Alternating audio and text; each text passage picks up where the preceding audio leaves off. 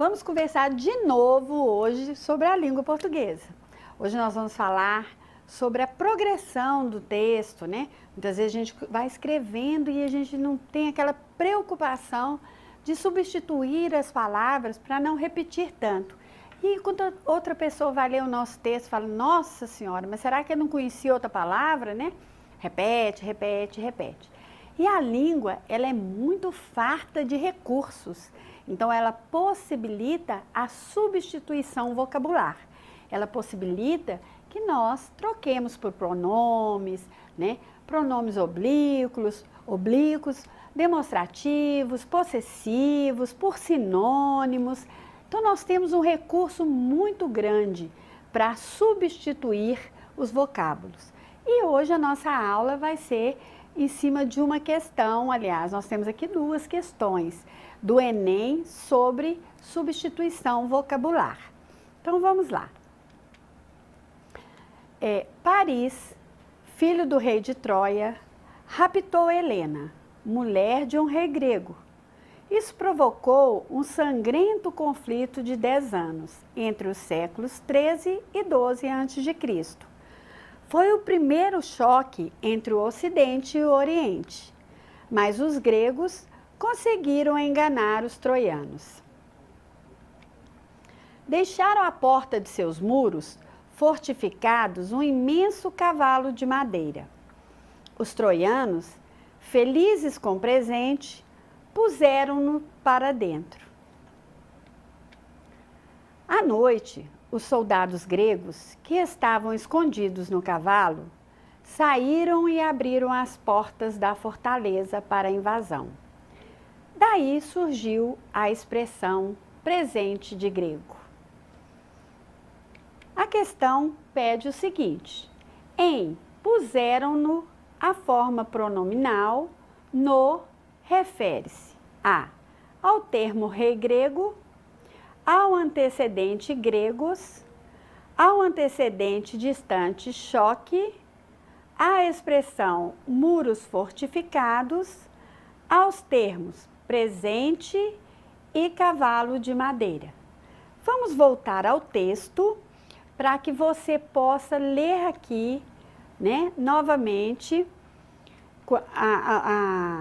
a história, né, os fatos da nossa história. Então, vamos começar novamente, mas aqui. Demais os gregos conseguiram enganar os troianos.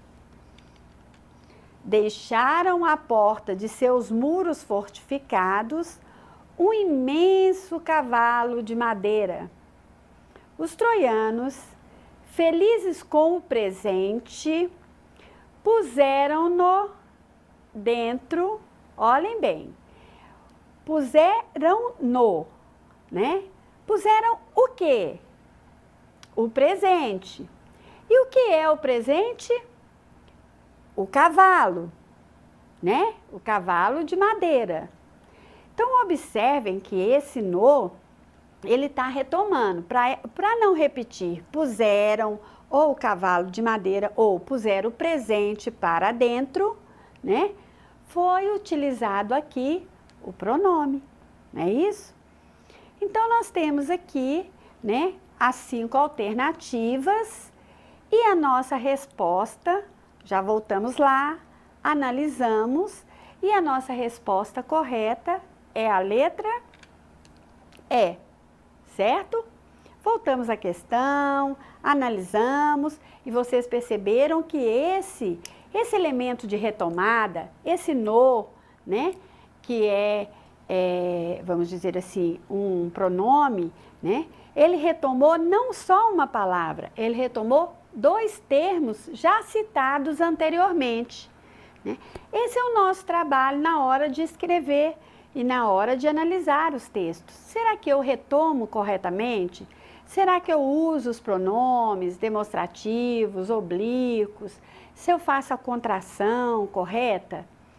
Pois é, uma questão simples, né, que requer atenção e se você tiver atenção, com certeza você vai acertar. O que nós temos que entender é que o texto, ele cobra retomadas, né? E nessas retomadas, nós temos que estar atento de analisar e ir voltando ao texto para entender o que é que aquele pronome seu, sua, esse, essa, né? Aquele sinônimo que está à frente, ele está substituindo. Vamos dizer assim, esse elemento de retomada, é importante que a gente saiba qual é, né, a palavra que ele substitui, até para dar sentido, entender o que está naquele texto que você está lendo, certo? Então vamos lá. Como é que eu posso retomar? Vamos ver os recursos de retomada que nós temos na nossa língua e que você vai encontrar em várias questões do Enem, tá? Uma vamos dizer assim, dos recursos, né, das possibilidades, são os sinônimos, que nós podemos usar todo o tempo quando nós escrevemos. Isso requer o quê? Isso requer que eu tenha leitura, que eu leia, que eu tenha conhecimento vocabular. Então vamos aqui ao nosso exemplo. Olhem só. João obteve uma redução de 15% em seus vencimentos. Olha, na nossa primeira palavra, eu quis dizer que ele tem, né, perdeu dinheiro no seu pagamento no final do mês. Aí eu usei vencimentos.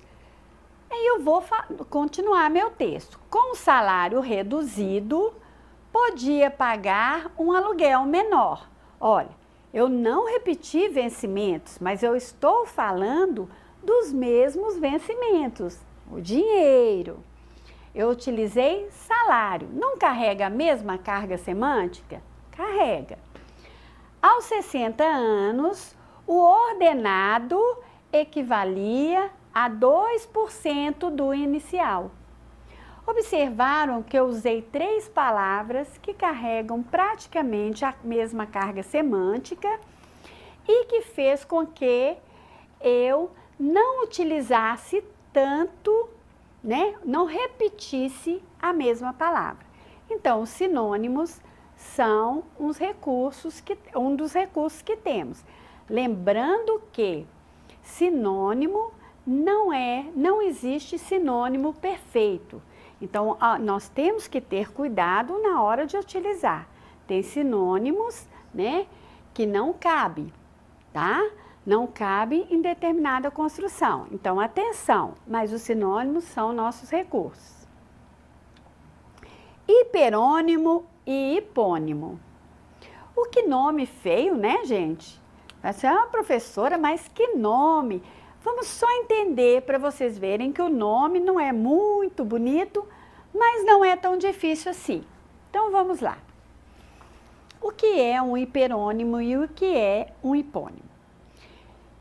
Quando nós estamos produzindo textos, escrevendo, nós podemos usar, né, termos mais restritos e termos mais genéricos para substituir, não é? Quando eu apresento primeiro um termo pequeno, né, um termo pequeno, e substituo por um geral da espécie, esse geral é um hiperônimo, é grande, hiper, maior, né? Então, o animal é maior, é uma espécie geral, porque cabe o gato, o cachorro, a vaca, o marreco, o pato, né? E o gato é né, uma espécie da grande espécie de animais. Então, essa palavra geral é um hiperônimo. E essa palavra menor, esse termo mais restrito, é um hipônimo. Então, aqui, ó, não gosto de gato. O animal solta muito pelo. Eu substituí por um hiperônimo. Agora aqui, aquelas flores são lindas. Olha, flores. Tem margarida, hortênsia, violeta, orquídea, né, sempre viva, várias espécies. São rosas vermelhas. Rosas é um tipo de flor, não é? Então, eu substituir por um termo mais restrito. Então, eu usei um hipônimo. Entenderam, então, o que é um hiperônimo e um hipônimo? São palavras, né? Hiperônimo é palavra geral, vamos dizer assim, de uma espécie, né? Mais ampla, e o hipônimo, hip, é único, é um pedacinho do todo, certo? Também é um recurso que nós temos para progredir o texto, para retomar como na nossa questão, e que pode aparecer para você lá no Enem. Aqui nós temos um outro exemplo de retomada, né? Muito comum, que nós usamos, né? Minha amiga estava do outro lado da rua. Chamei-a e disse-lhe o que pretendia. Ela ficou animada. Vamos aqui ao texto. Observem aqui. Minha amiga é ela, não é? Então, para eu não falar que eu chamei a minha amiga, né? Eu coloco o a. Professora, não pode ser chamei ela?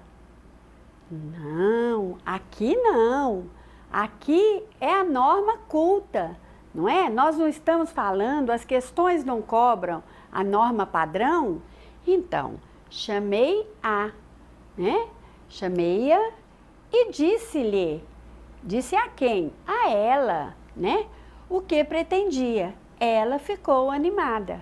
Observem que nós substituímos a minha amiga, né? Utilizando a norma culta e utilizando aqui só pronomes, não é? Eu utilizei ela, pronome sujeito, utilizei o a e o lhe, pronomes oblíquos, né?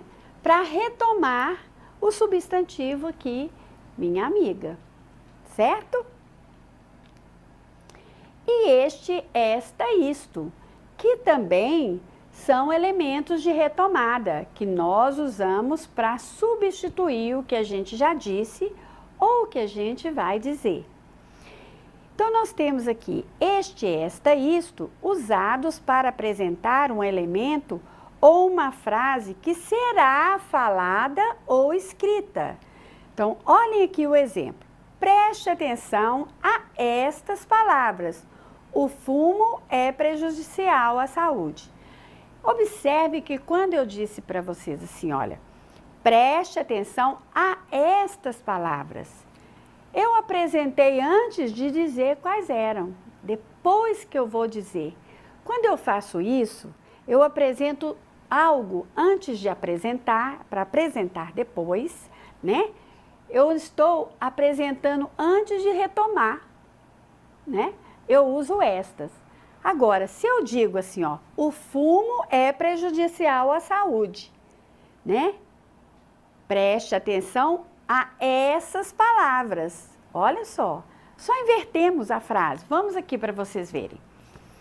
Eu uso esta, este, isto para apresentar antes algo, né? Que geralmente a gente fala de algo e retoma, né? Aqui não, aqui a gente fala antes para apresentar. Então, ó, preste atenção a estas palavras. Quais palavras? Eu vou dizer ainda, o fumo é prejudicial à saúde.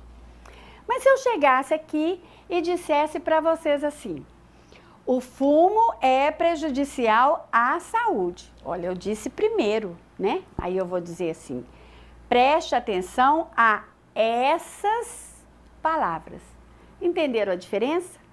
Quando eu apresento, antes de dizer o que é, eu uso estas. Quando eu digo antes o que é, para retomar depois, eu uso essas, tá?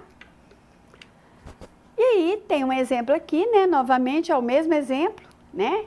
Eu já usei a frase, já apresentei o fumo como prejudicial à saúde e isso já foi comprovado cientificamente. Observem aí, ó, eu apresento a ideia, né? O fumo é prejudicial à saúde. E isso, agora eu vou retomar. Entenderam a diferença do apresentar antes e retomar depois? Então, lembrem sempre disso quando forem analisar as questões ou escrever. Aí nós temos uma outra questão aqui para a gente analisar. Vamos lá? Essa charge, né, apareceu lá na prova do Enem de 2009. Ela era um texto responsável por duas questões. Quer dizer, você tinha que utilizar essa charge para responder a duas questões. Bom, então diz assim no nosso primeiro quadrinho. Borges falou e disse: por que o senhor publicou esse livro? Qual foi sua maior motivação? Motivação?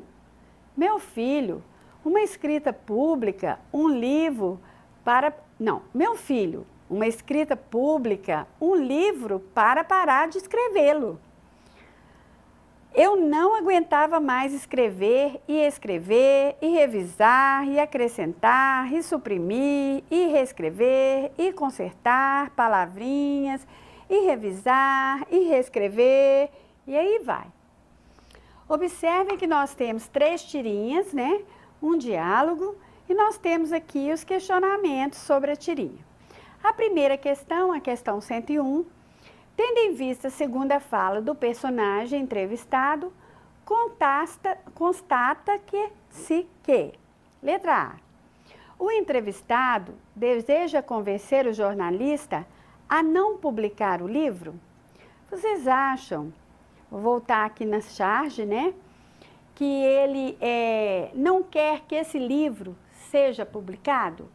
Analise ali o nosso segundo quadrinho, quando ele diz assim: meu filho, uma escrita pública, né, um livro para parar de escrevê-lo. Um escritor, né, publica, desculpa, eu li esse texto aqui todo errado, né? Meu filho, um escritor publica um livro para parar de escrevê-lo. Então, se ele escreveu e parou de escrever, e ele diz que o escritor publica para parar de escrever, logicamente, a letra A não pode ser, né? Não temos como interpretar que ele não quer publicar o livro, certo? Letra B. O principal objetivo do entrevistado é explicar o significado da palavra motivação. Olhem só, vocês aqui no texto, vou voltar ao texto novamente para a gente prestar bastante atenção. Ele pergunta para ele assim: qual foi a sua maior motivação? Aí ele faz uma nova pergunta. Motivação? Ele pergunta para ele assim, motivação? Será que quando ele faz essa pergunta, motivação, ele está querendo explicar? Ou ele está querendo uma resposta? O que é querendo que ele fale assim, motivação? O que você entende por motivação? Quer saber o que é motivação? Né? Ele quer explicar ou ele quer que o outro explique? Então, observem que a nossa letra B, né, o entrevistado não quer explicar o que é a palavra motivação. E até mesmo o repórter, o jornalista, ele não perguntou isso. Ele queria saber o que levou, né, o escritor a escrever o livro e não entender o que é a palavra, né, o significado da palavra motivação. Então, o fato dessa palavra aparecer lá, não é por isso que ele quer saber o significado da palavra. Ele quer saber o que levou, né, qual foi o fato que levou o escritor a querer escrever o livro. Letra C. São utilizados diversos recursos da linguagem literária, tais como metáfora e metonímia. Olha, quando nós estudamos as figuras de linguagem, né, as figuras lá de linguagem, lá no final, quando a gente estuda na gramática, é no final, lá na semântica, quando a gente estuda literatura, né, logo no início vocês vão ver literatura, vocês vão ver muitas figuras de linguagem, as figuras de pensamento, as figuras de sintaxe, né, a metáfora. O que é a metáfora, né? É quando você faz uma comparação sem o elemento como, né? É uma comparação de algo com você faz, vamos dizer assim, compara um fato com um outro objeto que tenha algo que ligue, né? Sem o elemento comparativo, que é o como. E a metonímia é quando você, né, utiliza um termo por outro, né? Mas depois vocês vão ver as figuras de linguagem bem, vamos dizer assim, minuciosamente, porque vocês ainda vão ter a literatura, né? O entrevistado deseja informar de modo objetivo o jornalista sobre as etapas de produção de um livro. Olha, é ou não é? Revisar, escrever, reescrever, revisar, suprimir, não é isso? Ele lá, ele dá a resposta, ó, escrever, reescrever, suprimir, escrever. Lembrem disso. Vamos ver a letra E.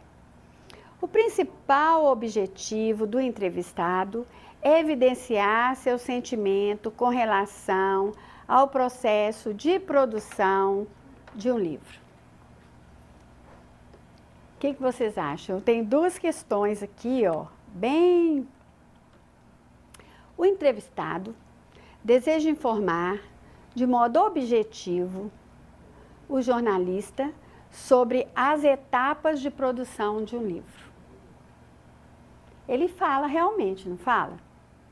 Mas é da produção ou da elaboração? Hein? Vamos pensar. Produzir e elaborar. E aí? Ele fala suprimir, revisar, revisar. É o todo, não é? Não é só a parte dele, que é a de escrever. Então, a intenção dele não era informar de modo objetivo. Até porque, se fosse objetivo, ele ia falar. Primeira parte, a escrita, né? A segunda parte, a revisão. A terceira parte, a produção da capa, né? A catalogação. Então, ele não foi objetivo. Ele só colocou ali que ele estava cansado, não é?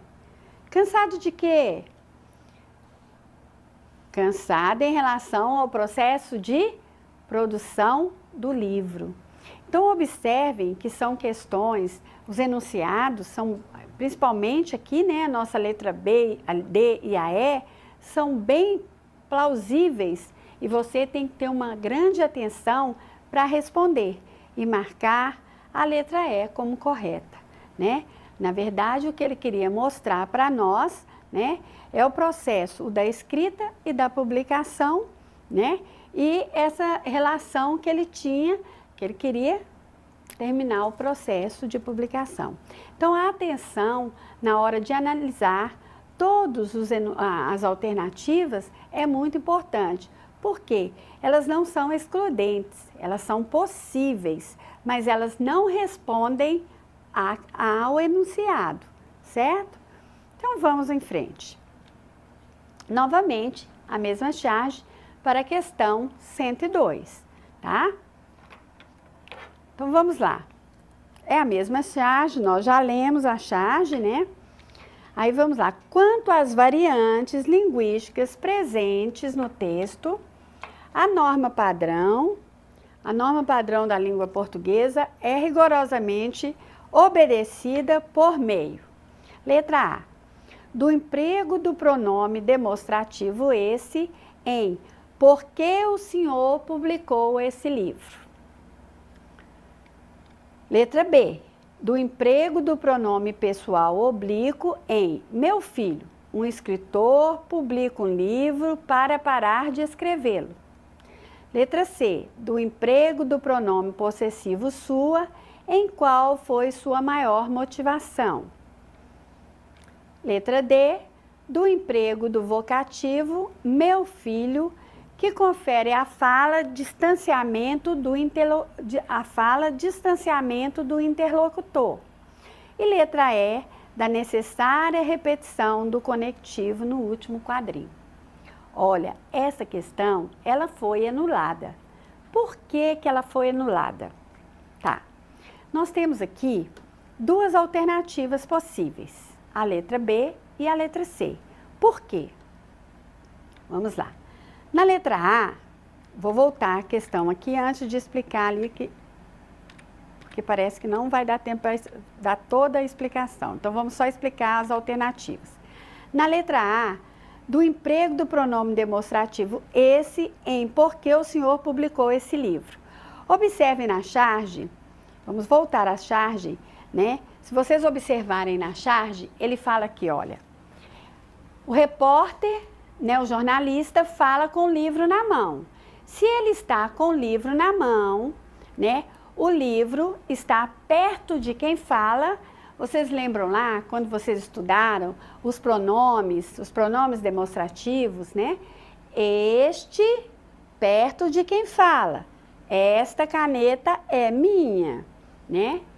Essa caneta tá longe, essa caneta é minha. Aquela caneta que tá lá na outra sala é minha, né? Então, em relação à distância e tempo, este é próximo de quem fala, esse é próximo de quem ouve, né? É longe de quem fala, próximo de quem ouve. E aquele é longe de quem fala e quem ouve. Então, aqui, na alternativa A, como nós vimos que o livro está perto de quem fala, que é o jornalista, ele teria que dizer este livro. Então, não segue a norma padrão, certo? A letra B, do emprego do pronome pessoal oblíquo em meu filho. Um escritor publica um livro para parar de escrevê-lo. Correto, porque eu não repeti livro, utilizei o pronome oblíquo o, mas quando nós temos verbos terminados em RZ, os pronomes oblíquos o, né, adquirem a forma de lo, lá, né? Então, correto, para parar de escrever o livro, escrevê-lo. Corretíssimo. A letra C, do emprego do pronome possessivo sua, em qual foi sua motivação? Correto. Por que correto? Ele está perguntando do Senhor. Senhor é ele, terceira pessoa do singular. O pronome possessivo terceira pessoa do singular, seu, sua. Só estaria errado se no texto causasse ambiguidade. Não é o caso. Então, essa letra C também está correta. O pronome possessivo não causa ambiguidade. Retoma ele, é posse dele, quem? O escritor. Então, correto. Duas respostas caberiam aqui. A letra D. Por que não pode a letra D? Meu filho, que confere a fala, distanciamento. Vocativo é um chamamento. Se é um chamamento, significa que eu estou chamando alguém para o diálogo, não é? Ei, você aí, vamos conversar? Você está aqui, não está longe. O chamamento não indica um distanciamento, ao contrário, né? O vocativo é isso, é você chamar alguém, interpelar alguém, né? E a gente faz isso o dia inteiro, toda hora na nossa vida. E a letra E, da necessária repetição do conectivo no último quadrinho. Se vocês observaram, ele fala assim, escrever, e reescrever, e corrigir, e suprimir, e, não é? Na verdade, esse tanto de i deveria ser substituído, na norma culta, por uma vírgulazinha, e só entre as duas últimas palavras ocorreria esse conectivo, correto? Então, hoje também nós vamos ficando por aqui. Na próxima aula, nós temos mais questões sobre a nossa língua. Até lá!